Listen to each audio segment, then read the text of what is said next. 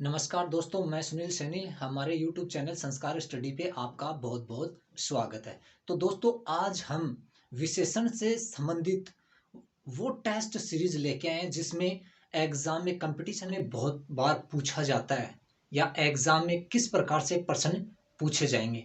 तो दोस्तों, हम 10 प्रश्नों की वो टेस्ट सीरीज लेकर आए हैं। दोस्तों देखिए, हमारा जो आज का पहला प्रश्न है वो है कि विशेषण किस शब्द की विशेषता बताते हैं। देखिए, हमारा जो पहला जो प्रश्न है वो है कि विशेषण किस शब्द की विशेषता बताते हैं।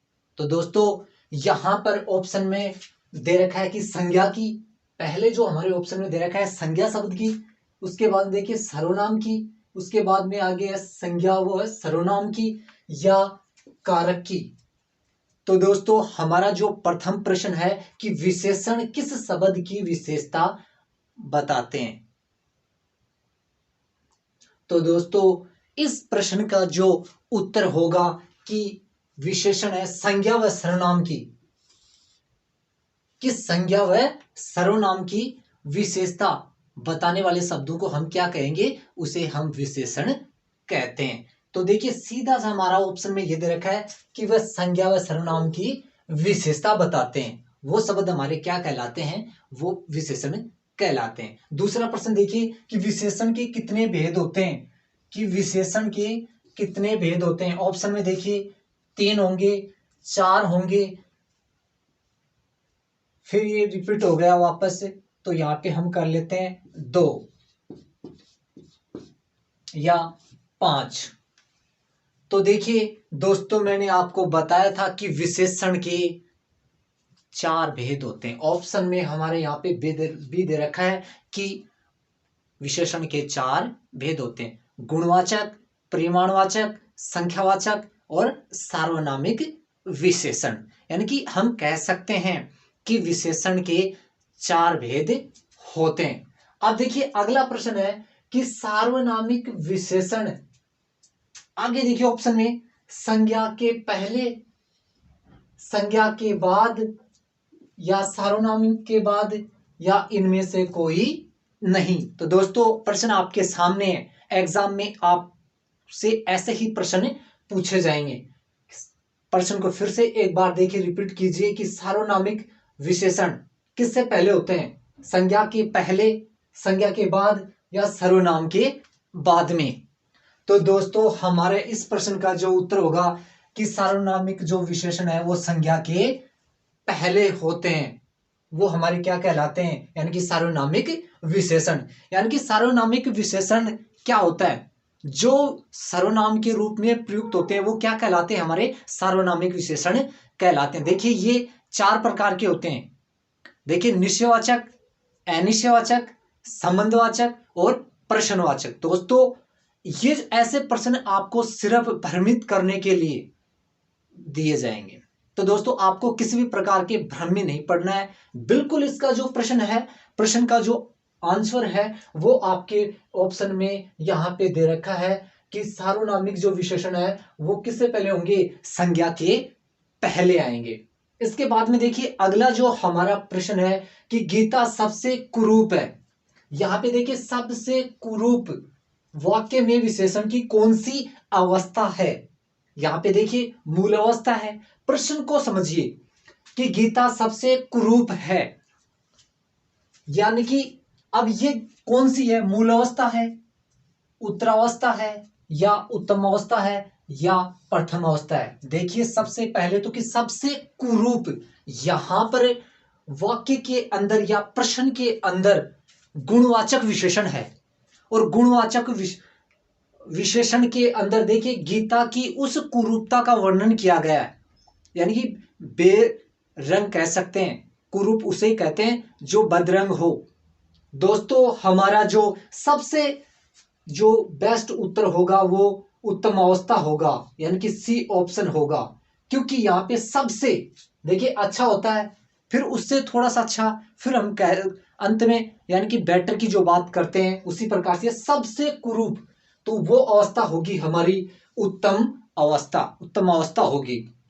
उसके बाद में देखिए अगला प्रश्न कि परिश्रमी छात्र सदा सफल होते हैं, वाक्य में कौन सा विशेषण है। देखिए परिश्रमी छात्र, यहां पे प्रश्न क्या पूछ रहा है कि परिश्रमी छात्र सदा सफल होते हैं, वाक्य में कौन सा विशेषण है। यहां पे देखिए भाववाचक होगा, गुणवाचक होगा, संख्यावाचक होगा, परिमाणवाचक होगा। देखिए ऐसे ही परीक्षा में आपके प्रश्न पूछे जाएंगे। अगर हमने चैप्टर को पहले एकदम क्लियर पढ़ा है तो बिल्कुल हमारा एक भी प्रश्न गलत नहीं होगा। उसमें से ही देखिए प्रश्न चाहे कैसे भी बनाए जाएं।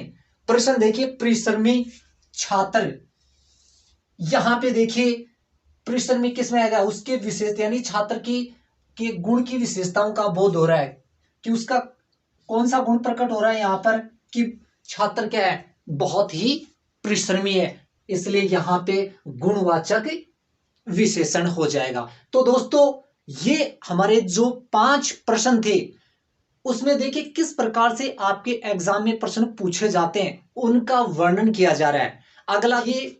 अगला जो हमारा जो प्रश्न है वो ये है कि मुट्ठी भर अनाज डाल दो, कि मुट्ठी भर अनाज डाल दो, वाक्य में रेखांकित शब्द में विशेषण है।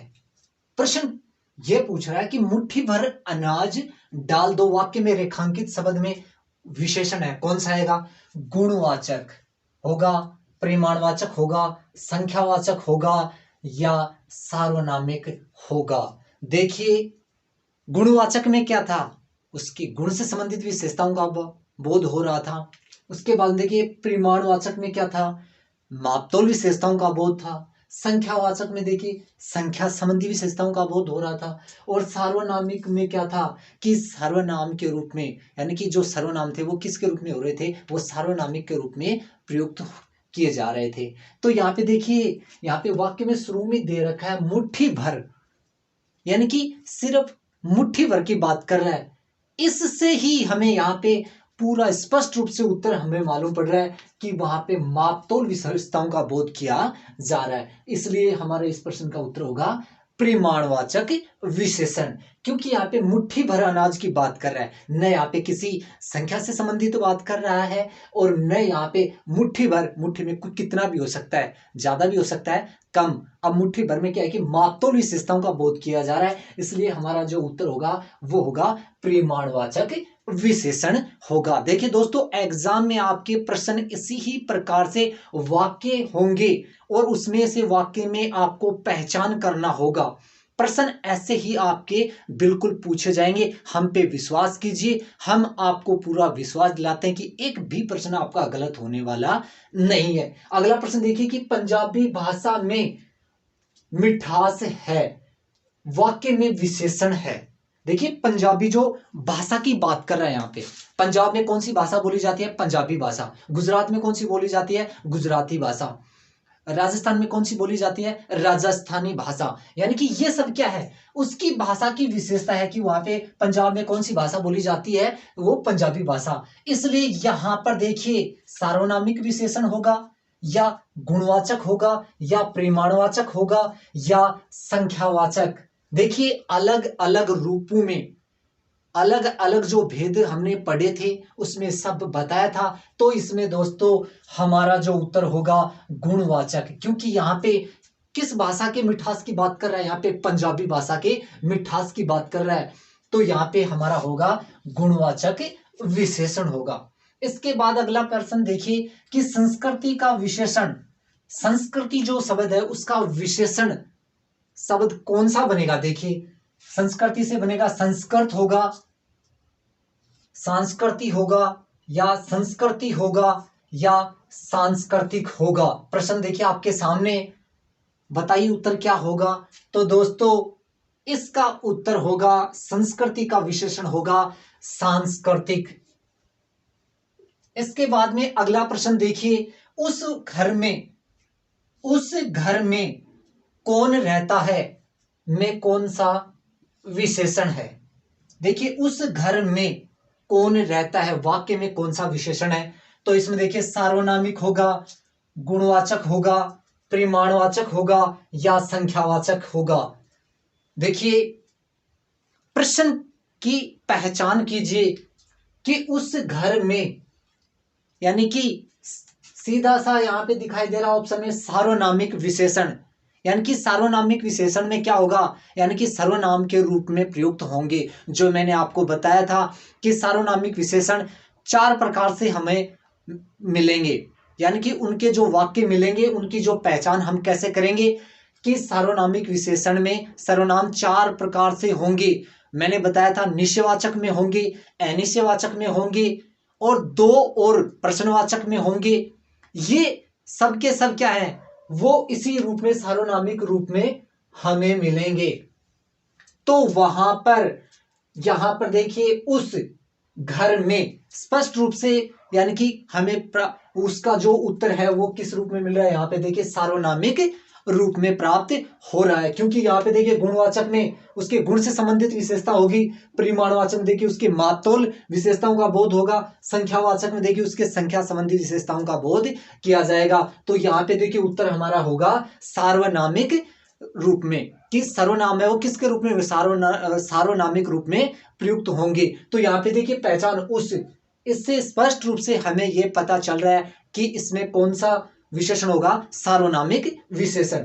अगला देखिए अंतिम जो हमारा जो प्रश्न होगा कि संज्ञा शब्द नमक, हम संज्ञा शब्द नमक से बना विशेषण है, कि नमक से, यानी कि विशेषण शब्द कौन सा बनेगा, कि संज्ञा शब्द नमक से बना विशेषण है। तो देखिए नमक से कौन सा शब्द विशेषण बनाया जाता है, देखिए नमकीय होगा, नमदा होगा, या नमकीन होगा, या नमकशील।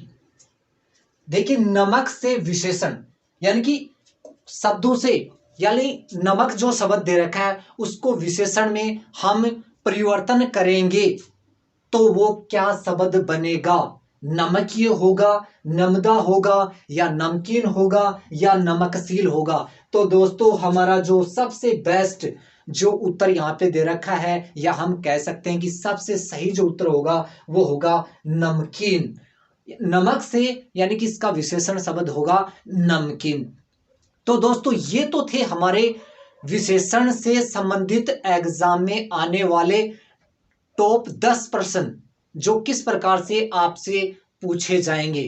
उनका आपको एकदम प्रश्न को समझना और समझने के बाद में ही उसके उत्तर आपको करने होंगे। तो दोस्तों ये तो थे हमारे एकदम सही करेक्ट